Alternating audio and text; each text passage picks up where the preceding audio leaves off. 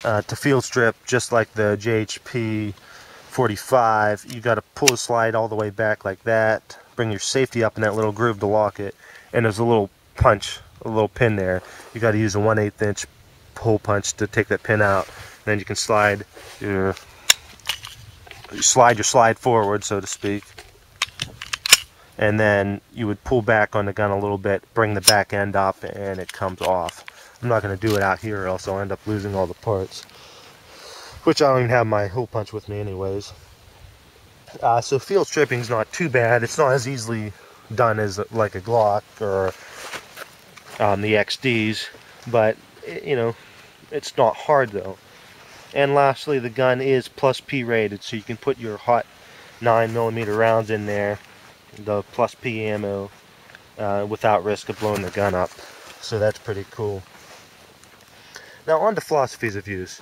I've already talked about this. What do I think the gun's going to be used for? And you know what? It absolutely is a concealed carry option. Some people are going to say, well, it's too heavy.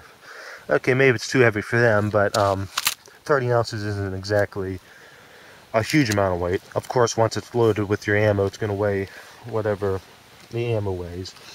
But that's obvious. With any firearm, you got to put your favorite ammo in there, and it's going to add weight to it.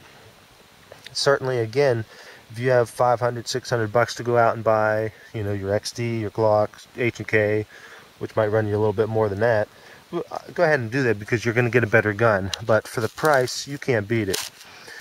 And honestly, when I first was old enough to buy my own pistol and concealed carry, if I knew about high points, in fact, I don't even know if high points were available then. They probably weren't. But if I knew about these, I definitely would have had a gun a lot sooner.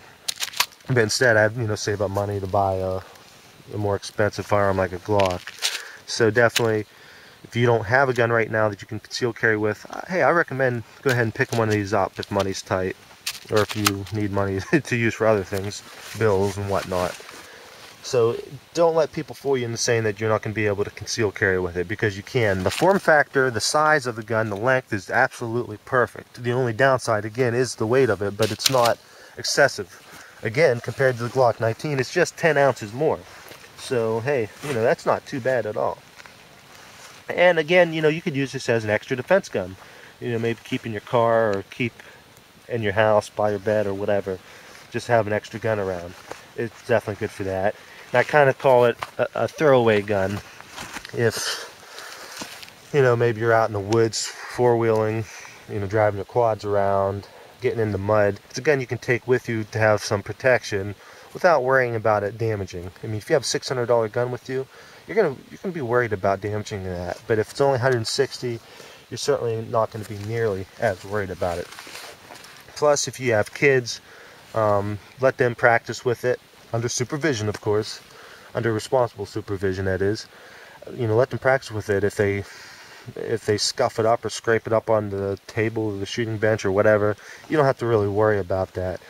You know, if you have an expensive $1,000 firearm, you're probably gonna be reluctant to give that to a young person to shoot, because you're afraid of it getting all scuffed up. And you know what? Even if you already own a firearm, for 160 bucks, heck, go up and pick up another one. Have a backup. The bottom line is, it is an outstanding gun for the price. It is quality gun. It is a quality gun for the price. And again, the slide is made out of a quote-unquote cheaper metal, but it's not to say that the slide is cheap, like it's going to break on you. It's not. It's solid. It's just thicker to be equal to the same strength of a thinner, more expensive slide. And you know, they do that to keep the cost down. That's how they are able to afford to sell you a gun that's $160.